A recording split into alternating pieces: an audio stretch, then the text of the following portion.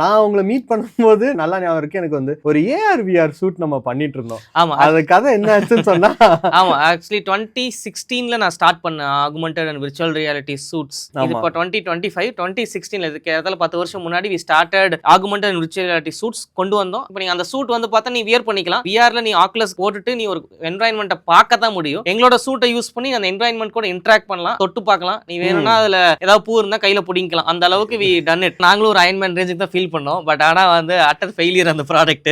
அந்த ப்ராடக்ட் என்னன்னு பார்த்தா நான் பண்ண தப்பு 2016 அப்போ கம்பெனி ஸ்டார்ட் பண்ணது 14ல 16 அப்போ 2 இயர்ஸ் தான், மெச்சூரிட்டிலாம் கிடையாது. அந்த டைம்ல ஒரு ப்ராடக்ட் பண்ணோம். 40 லட்சம் ரூபாய்க்கு மேல நாங்க ஸ்பெண்ட் பண்ணிருப்போம் அந்த பர்டிகுலர் ப்ராடக்ட்டை ஒரு ப்ரோட்டோடைப்பா ரெடி பண்ணி நீங்க வியர் பண்ணிக்கலாம், டச் பண்ணலாம், எல்லாம் நல்லாவே இருக்கும். நீங்க அயன்மேன் படத்துக்கு வர மாதிரி எல்லாமே நல்லா இருக்கும். அதுக்கப்புறம் தான் லேட்டர் வி ரியலைஸ் நாங்க வந்து இயர்லி டு த மார்க்கெட். எனக்கு ஒரு டெக்னாலஜி தெரியும், எனக்கு அந்த பர்டிகுலர் ப்ராடக்ட் மேல லவ் இருந்துச்சு, என்னால அதை பண்ண முடியும்னு சொல்லிட்டு ஒரு ப்ராடக்ட்டை நான் டெவலப் பண்ணி மார்க்கெட்டுக்கு கொண்டு போய் வித்தா அது அவனுக்கு தேவையில்லையே, அது வேண்டாம். அதுல இருந்து லேர்னிங்ஸ் எடுத்துட்டு மார்க்கெட்டுக்கு என்ன தேவை, என் ப்ராடக்ட்டை ப்ராப்பரா பொசிஷன் பண்ணணுங்கிறத நிறைய ரியலைஸ் பண்ணதுக்கு அப்புறம் தான் 2017ல எங்களோட ப்ராடக்ட்டோட லைனேஜே நாங்க மாத்தி நிறைய டிஃபரண்ட்